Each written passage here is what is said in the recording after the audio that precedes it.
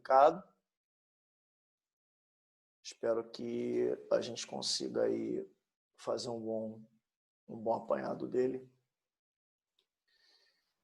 Vamos falar de exame de DNA, né? DNA fingerprint, ou impressão digital do DNA. Ok? Podemos, então, dar início ao nosso trabalho, crianças? Vamos lá? Bom, primeira coisa que a gente tem que ver é o seguinte. Por que a gente usa o exame de DNA para exclusão de paternidade, para identificação forense, né, casos de crime, ou até mesmo para diagnóstico de doenças, como a gente está fazendo agora, usando o PCR para Covid-19? Porque o exame de DNA ele é ultra específico. A análise feita é baseado numa sequência que fica numa região, né, hipervariável, chamada de VNTR, Variable Number of Tandem Repeats. Essa região chamada VNTR apresenta sequências de nucleotídeos polimórficas, ou seja, de formas variadas. Tá aí, ó. É chamado de microsatélite, tá? Microsatélite, o nome que nós damos a esta sequência hipervariável, né, que muda de acordo com o DNA de cada indivíduo do grupo, também chamado polimórfica, de 1 a 4 pares de bases com distribuição ao longo do seu genoma, tá? Lembrando que esse polimorfismo é resultado de rearranjos envolvendo segmentos de DNA de tamanhos diferentes. Cada ser humano apresenta microsatélites organizados, arranjados de modo aleatório e diferente. Exceto gêmeos monozigóticos, que apresentam os mesmos microsatélites, né, na mesma sequência, no caso de qualquer ser humano, todos eles vão se organizar aleatoriamente de forma diferente. Mais uma coisa, existe a possibilidade de você ter dois indivíduos nascidos de pais e mães diferentes e até em pontos do planeta diferentes, com a mesma sequência hipervariável, com os mesmos microsatélites no seu DNA? É possível ou não é possível, gente?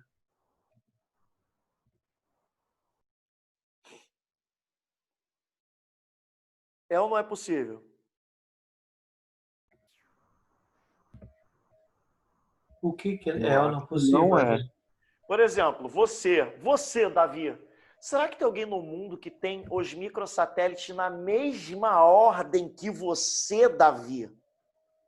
Eu não acho impossível, só improvável, talvez. Improvável, mas não é impossível. A chance disso acontecer é de 1 em 10 trilhões, cara. É bem provável. Com certeza. Mas o que são microsatélites? Eu cheguei agora. O que são microsatélites? Microsatélite, isso aqui, ó. Olha lá. Microsatélite é essa sequência do meio. A amarelinha, todos os humanos têm, porque o modelo aí é modelo humano. Isso aqui é um recorte de sequência de nucleotídeo do DNA humano. Essas sequências do meio de cores diferentes são os microsatélites. São as sequências polimórficas, ou seja, as sequências em tandem, aleatoriamente repetidas. Você vai reparar, tá? Você vai reparar que um indivíduo no planeta vai ter só adenina. Outro vai ter ou seja, só vai ter timina adenina. Outro vai ter TGA, TGA, TGA. Outro TGAC, TGAC, TGAC, TGAC. Tá? E aí, qual o tamanho dessa sequência, professor? Não sabemos, pô. O comprimento varia. É variável. Tá? E é isso, Davi, que a gente procura no exame de DNA. Quando você faz a corrida de eletroforese, os pedaços do DNA vão ficando pelo caminho. Esses pedaços é que montam as bandas. Cada indivíduo tem uma sequência de bandas exclusiva. Tá bom?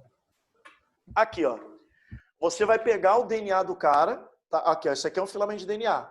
Você vai colocar num aparelho chamado termociclador. Você vai aumentar a temperatura para 98 graus, que é o ponto de desnaturação dos nucleotídeos, né?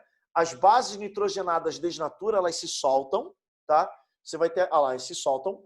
Depois você reduz a temperatura para 48, aumenta gradativamente a 72, para poder encaixar os primers, que são aquelas sequências de nucleotídeos, né, de RNA, que orientam o ponto onde a polimerase começa a fazer o alongamento. Aí você depois coloca nessa temperatura, 68 a 72. Tem que ser nesta sequência, senão não tem produção de DNA a mais. Tudo bem? Então, primeiro, desnatura, depois anelamento, que é você colocar o primer para poder orientar onde a polimerase vai começar a fazer a ligação dos nucleotídeos, e depois o elongamento ou extensão da cadeia. Professor, quantas cópias de DNA normalmente são feitas ali? Pode chegar até a 2 bilhões de cópias.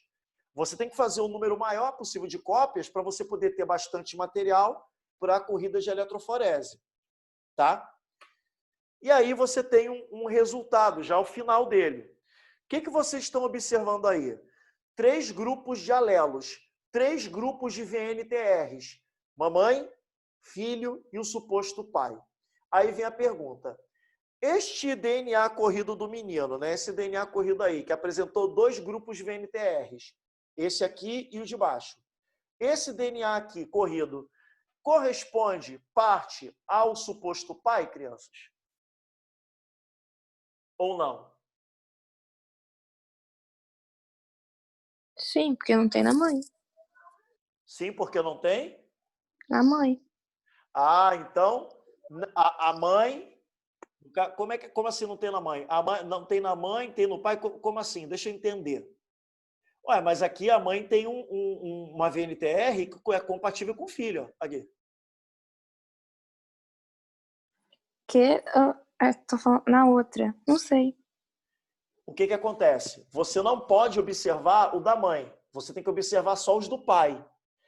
Esta VNTR, corrida, né? Apresenta o mesmo peso molecular do que essa aqui que está no DNA do garoto.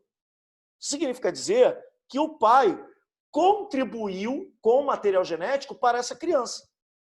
Tá? O que é o DNA de um filho? É a fusão, né? É o encaixe das VNTRs corridas da mãe com do pai. Aqui, por exemplo, é um outro caso. Aqui é um caso de cena de crime. Você tem uma vítima, você tem o material coletado na cena do crime e 3 suspeitos. Qual deles é o assassino?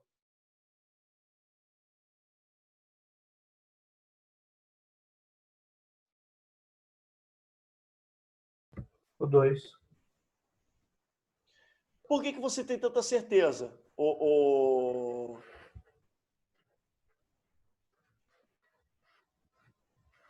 Davi, por que você tem tanta certeza? Porque tem sequências de DNA que tem na faca, que não tem nem da vítima, nem nenhum dos outros 2 suspeitos. Então, olha só. O DNA encontrado na cena do crime foi corrido, né, com aquela técnica que eu mostrei para vocês, né, primeiro usando o termociclador, depois eletroforese e, por último, o transiluminador de ultravioleta. Cada linha preta dessa é uma VNTR, que foi ficando pelo caminho conforme o DNA foi correndo na máquina. Essas VNTRs são compatíveis ou são homólogas com as VNTRs coletadas do material genético extraído do suspeito 2. Significa dizer que o suspeito 2 é o criminoso. Muito bem. Nesse caso aqui, eu tenho 2 outras situações. Eu tenho aqui VNTRs do tipo MLP, Multi-Locus Probe, em que você corre uma quantidade maior de DNA, e aqui também. Só que aqui você está querendo verificar se o suspeito é o responsável pelo crime cometido sobre a vítima. Vamos começar pela situação 1, que é a exclusão de paternidade. Podemos afirmar que esse suposto pai é verdadeiramente pai dessa criança, gente, ou não?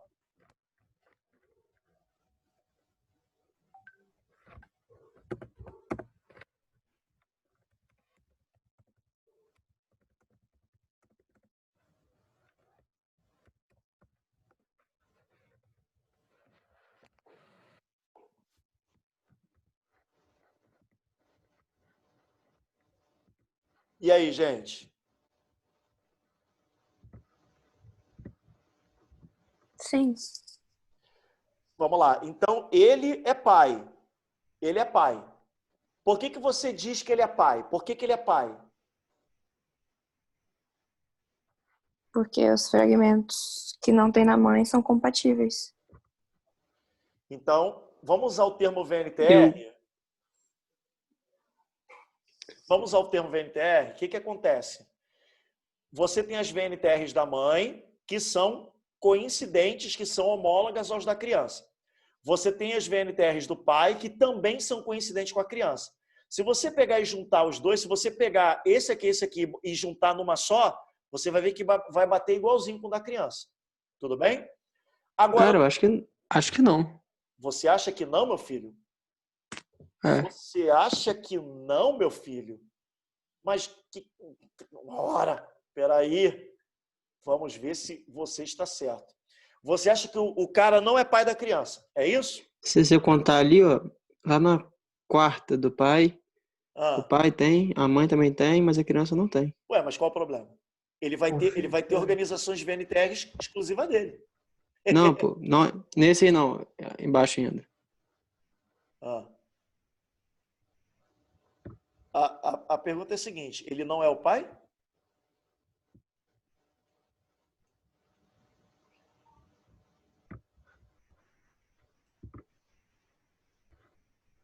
O que eu estou fazendo aqui, Gabriel Miranda? Eu não sei. Quer ver? Continue, vai. Ah, Aí, continua. tá. Na próxima aí, ó. Ah, Não, animal. Porra. Você tá vendo ali embaixo da terceira linha roxa. essa aqui? Que você... Lá em cima, ó, terceira linha roxa. Terceira linha roxa, aqui. Vai pra baixo. Aqui. Aí, nessa aí, O na que tem? segunda, isso. Ah, Os dois têm, mas ele não tem. A e qual o criança não problema? tem. E qual o problema? Ah, essa é a minha pergunta, então. Qual o problema? Tipo, Nenhum, pô. Significa dizer que a criança organizou uma sequência nucleotídica específica dele. Normal. entendi. Entendeu? Conta quantos alelos nós temos aí.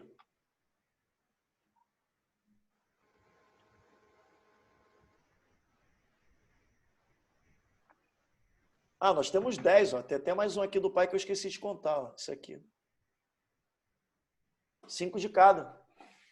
Aí, tá certo. 5 de cada. Tá vendo? O que mostra que é 99,9% de homologia. Agora, será que o suspeito é realmente o criminoso ou não? Será que ele matou a menina? O que vocês acham?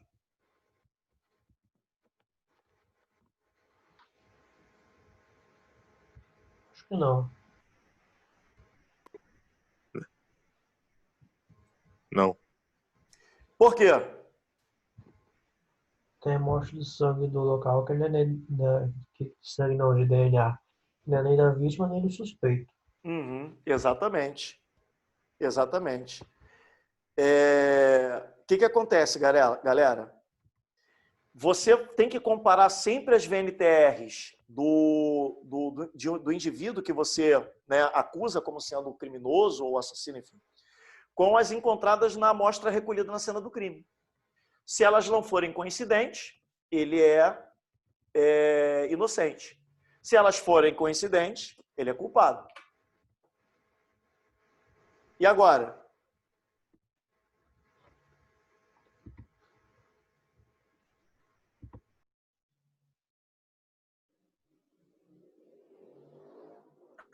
É o segundo? Por que o segundo é o responsável pelo crime?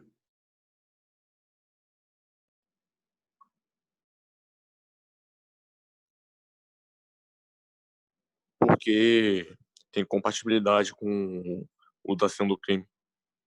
Então, mas aí vocês têm que usar o termo técnico. Porque as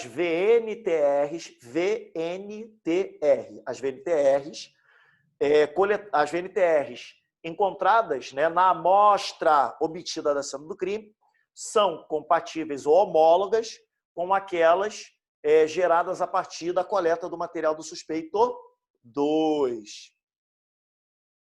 E agora, vamos começar pelo lado esquerdo, que eu tenho vítima, eu tenho amostra e tenho suspeitos. E aí?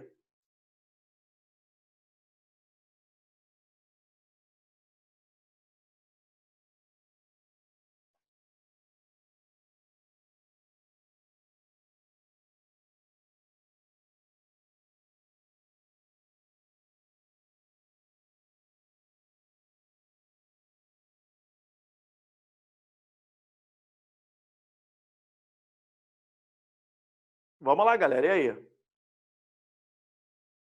É um, teacher? É o quê? É um, suspeito um? Suspeito 1. Muito bem. Você vai ver que a vítima não bate, as VNTRs da vítima não batem, né? Não são concorrentes ou coincidentes ou homólogas com a da amostra. Mas a do suspeito 1 são. Então, ele é o criminoso. Aqui você tem uma amostra de sangue no meio e 7 suspeitos.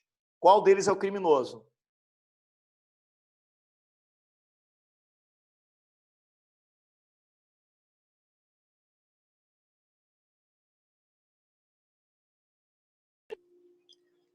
O primeiro de cima? O primeiro de cima? Como assim Do lado? O primeiro de Peraí, cima? esse. Peraí. Mas quem está falando comigo que eu não sei? Lara Liz. Olha só, começa da esquerda para a direita. Ó. Primeiro, segundo, terceiro. Pula aqui, ó. Quarto, quinto, sexto, sétimo. Isso, Lara Liz. Esse aí é o nosso suspeito. Por que, Lara Liz? Explica. Porque como VNTRs VNTRs. Muito bem, Lara Liz. tem compatibilidade com a amostra.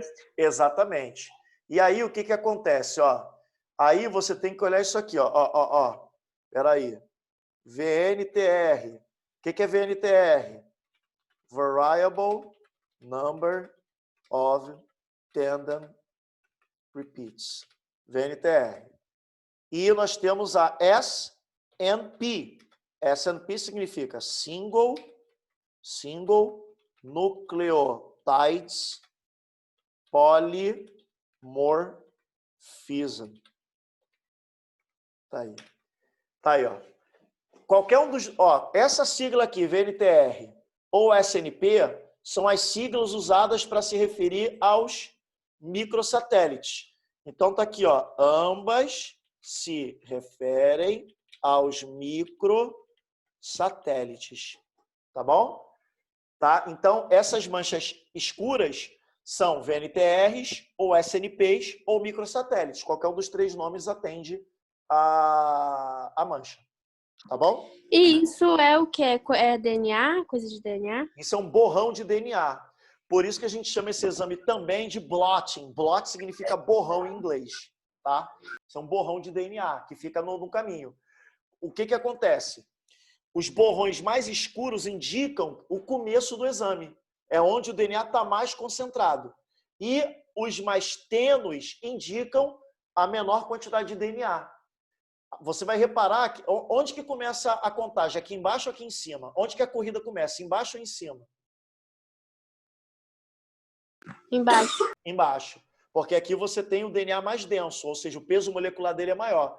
Aí, à medida que ele vai sendo puxado para cá pela carga elétrica invertida, vai ficando pelo caminho as VNTRs. Seria tipo uma gota de sangue que passa assim na lâmina e faz esse borrão que você fala? Não. Gota de sangue na lâmina, você consegue ver células, né?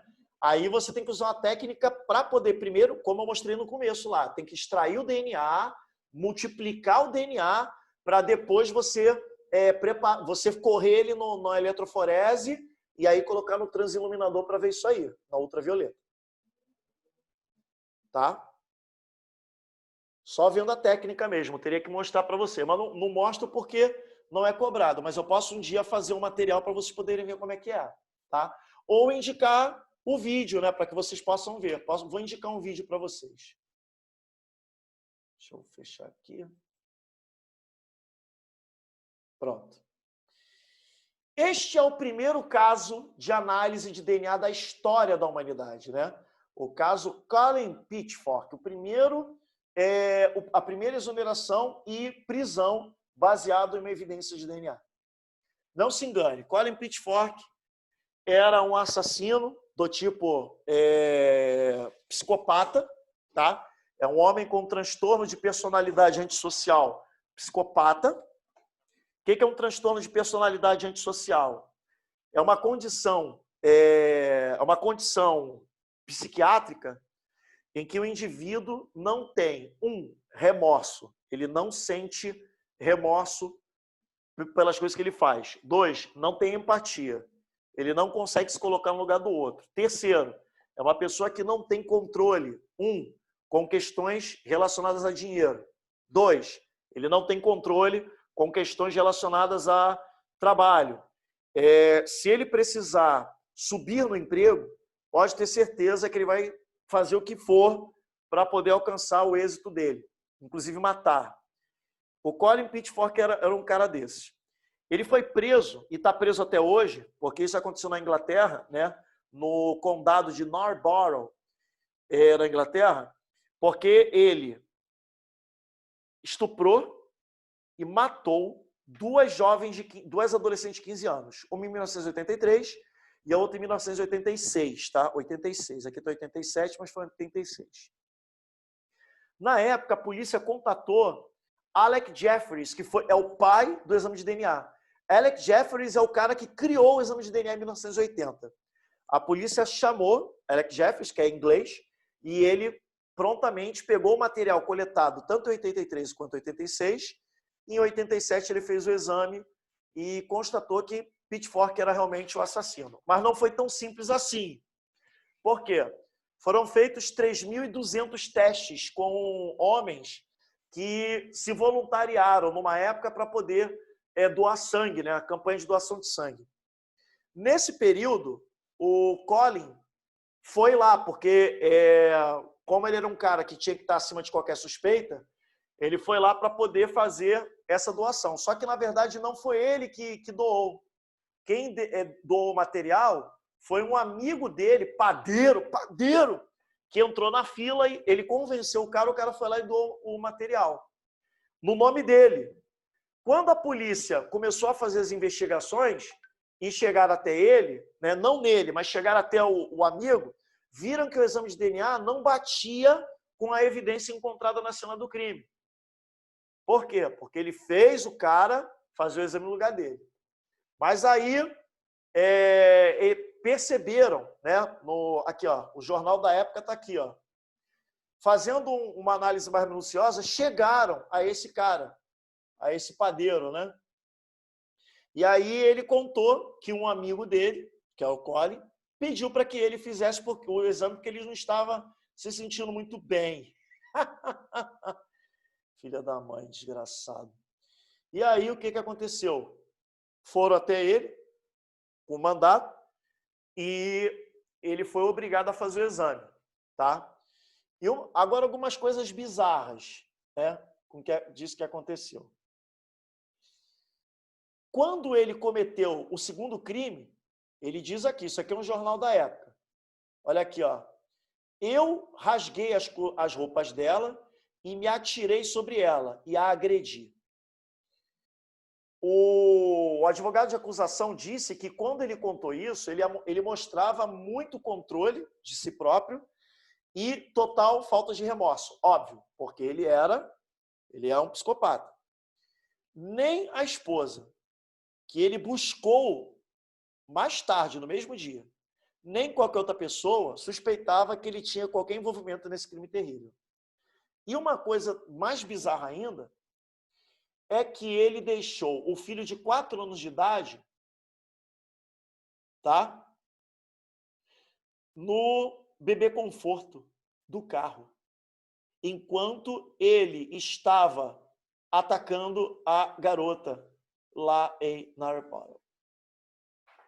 Olha só que coisa bizarra, né? Então, o que aconteceu? Espera aí que alguém está me chamando. Ana botou, meu Deus, que doideira. Ana. Linda Man é essa mulher daqui. E Dawn Ashworth, essa aqui. Ambas tinham 15 anos, foram estupradas, agredidas e mortas por esse infeliz aí que vocês estão vendo na imagem.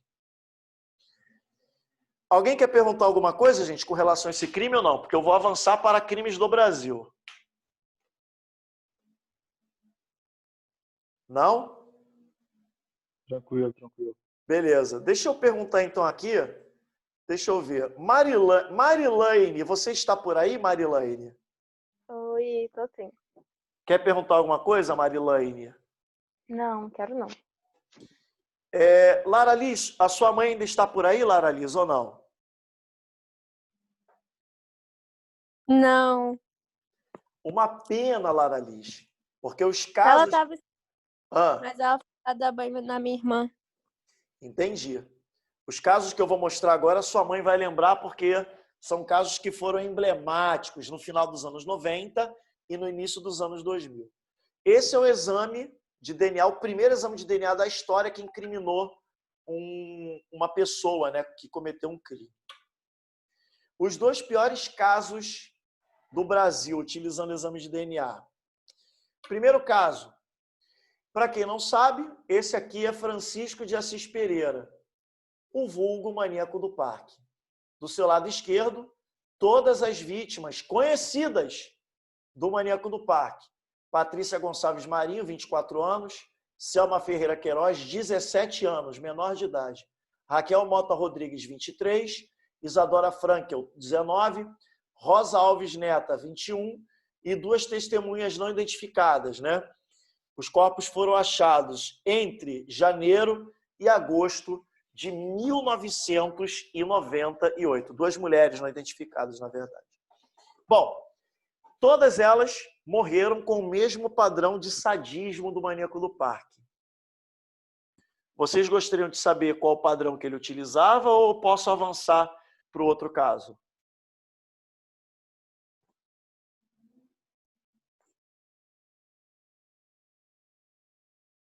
Olha, a Ana falou fala aí. Muito bem. Mas alguém quer que eu fale aí ou não? Fala, presidente, fala. Muito bem, então. Manda o Pessoal, papo. vou dar o papo, então. Camila Rocha, quer ouvir a história, Camila Rocha? Pode contar. Tudo bem. Vamos, então, entrar na mente de um assassino para poder entender como ele fez isso. E tudo que vocês estão vendo é dentro de uma área chamada de medicina e biologia forense, tá? A medicina forense, no caso, é psiquiatria e a biologia forense é a análise do DNA. Então, a gente trabalha em conjunto, tá? Vocês estão tendo aí uma amostra grátis de uma das áreas da biologia, que é a chamada biologia forense. Bom, então o que acontece? Esse cara, vamos entender primeiro a gênese. Ele, de acordo com a narrativa dele, ele foi agredido sexualmente e psicologicamente por uma tia. Ele tinha 9 anos de idade. Ele sofreu o que a gente chama de sexual harassment, ou assédio sexual. E esse assédio foi não apenas no campo verbal, mas também ele chegou a ser consumado. E aí o que acontece é que, quando ele tinha entre 13 e 15 anos, ele trabalhou num matadouro de bois, e ele viu os homens marretando a cabeça dos bovinos para poder levá-los à morte. E aquilo ficou na cabeça dele. Como ele era psicopata, ele tinha como característica matar animais, enfim, para poder, sabe, saciar o seu ódio, o ódio que ele tinha por dentro. Então, é um cara sem coração, desalmado. Quando ele chegou na idade adulta, ele percebeu que ele tinha uma capacidade de envolver as pessoas com o seu discurso. E assim ele fez com essas mulheres que você viu. O padrão dele era o mesmo. Ele abordava essas mulheres na rua, dizia que era fotógrafo de uma agência que prestava serviço para as grandes agências de modelos do Brasil, principalmente aquela de São Paulo, Mega, né, e tal. E aí a mulher, convencida disso, aceitava ir com ele até o Parque de São Paulo. O Parque de São Paulo, para quem não sabe, é uma região de desova, né? E lá ele convencia a mulher a tirar as fotos. Quando ele percebia pela linguagem corporal que a mulher estava relaxada, ele usava da seguinte técnica: ia se aproximando e pedindo para que a mulher tirasse uma peça de roupa. Então, por exemplo, olha, acho que ficaria legal você tirar a blusa, ficar só de sutiã e tal, para que eu pudesse ter um ângulo melhor. E aí ela tirava, porque ela já estava totalmente envolvida pela lábia desse cara. Até que ela só ficava com calcinha e sutiã na frente dele. Quando ele percebia que a mulher já estava dominada psicologicamente, aí ele ia para o domínio da força física. Ele se jogava sobre ela, ela caía, e ele dava um golpe. Ou ele golpeava a mulher, né, com força, para ela poder cair ajoelhada e de lado, tal como o bovino lá do matadouro. Olha só. E aí, o que acontece? Depois que ela já estava golpeada, ele fazia asfixia mecânica no pescoço, matava por enforcamento. Quando ela estava morta, ele já ia para o segundo estágio da epifania psicótica dele, que era o quê? Ter relação sexual até ele chegar ao orgasmo. Ele era necrófilo. Quando ele chegava ao orgasmo, ele ia para o terceiro estágio da epifania psicótica dele. Qual era? Ele comia partes do corpo da mulher. Ou seja, ele também era necrófago. Assassino, psicopata, necrófilo e necrófago. Tudo bem? E aí o que aconteceu? Ele foi preso porque uma das vítimas dele tinha na calcinha um talão de cheques. Quando ele matou, estuprou, morta e comeu da carne dela, ele viu esse talão. Ele pegou e usou o talão para comprar capacete, já que ele era motoboy. Como a Polícia Civil já sabia que essa vítima assumida estava com esse talão, porque o dono da loja tinha informado, eles ficaram fazendo monitoramento do microfilme e chegaram até a loja que ele comprou o capacete. Pegaram o filme de lá, compararam com o retrato falado e descobriram quem era. Até porque para fazer a compra tinha que deixar o CPF. E como ele deixou, chegaram até ele. O que vocês acharam da história, crianças? Nossa, mas é muita coisa de filme. Interessante. Exatamente. Bom para fazer um filme, né? Tá amarrado em nome de Jesus. E deve ter um filme sobre ele. Deve ter um filme sobre ele.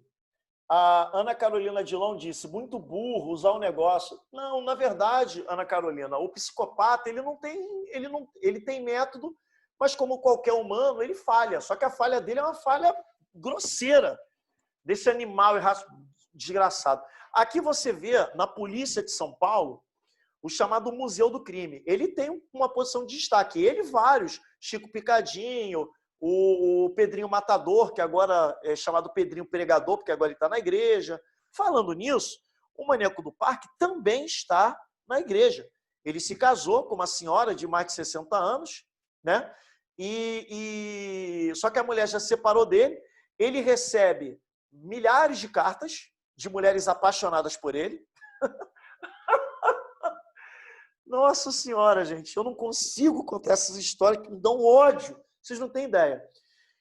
Ele casou com essa mulher e a mulher separou dele, alegando, sabe o quê? Não, é estranho. Ele mudou, ele não parece a mesma pessoa. Claro, minha senhora, ele é psicopata.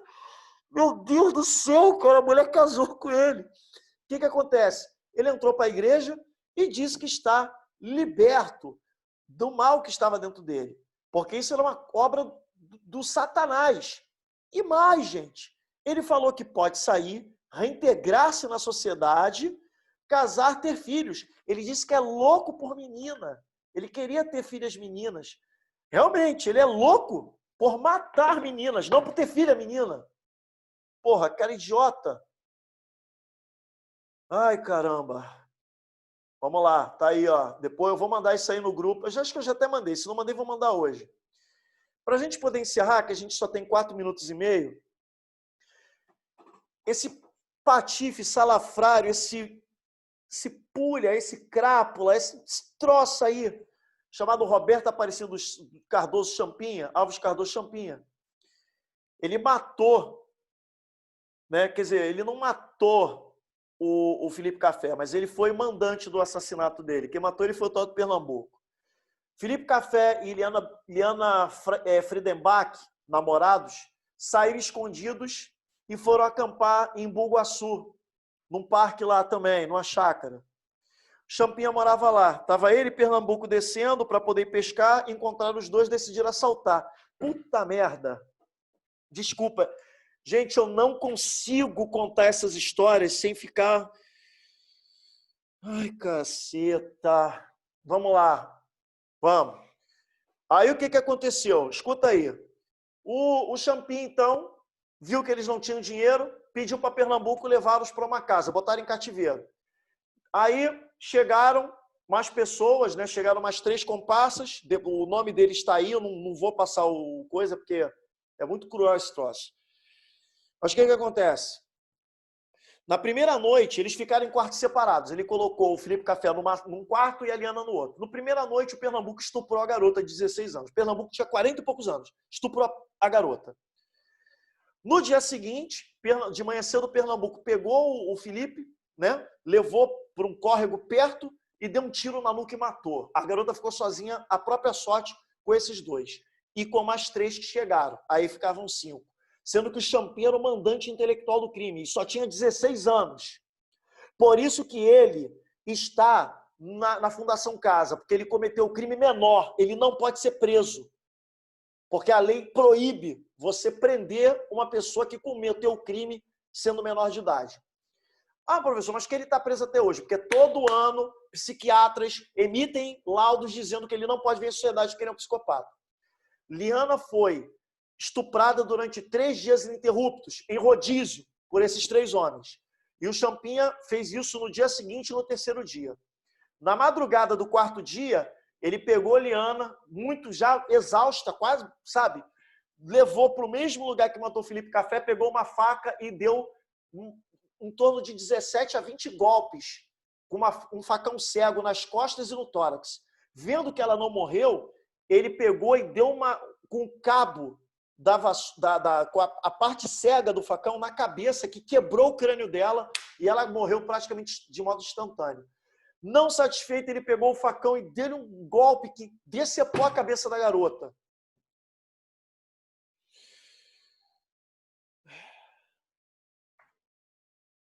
Tá preso até hoje essa porra, esse filho da puta. Ele não pode ser preso em definitivo porque ele cometeu crime menor de idade.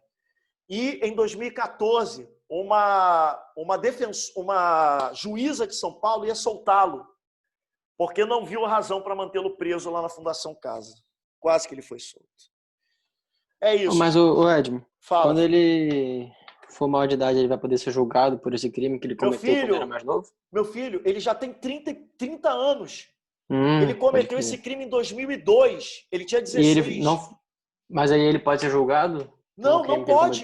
Não, a lei não deixa. O código o Estatuto da Criança e Adolescente diz o seguinte: qualquer crime cometido na menoridade não pode ser imputado na maioridade. Isso que aconteceu. Os outros caras pegaram prisão pra caramba. Ele não pegou. Ele que foi o mandante intelectual do crime. Foi isso, gente.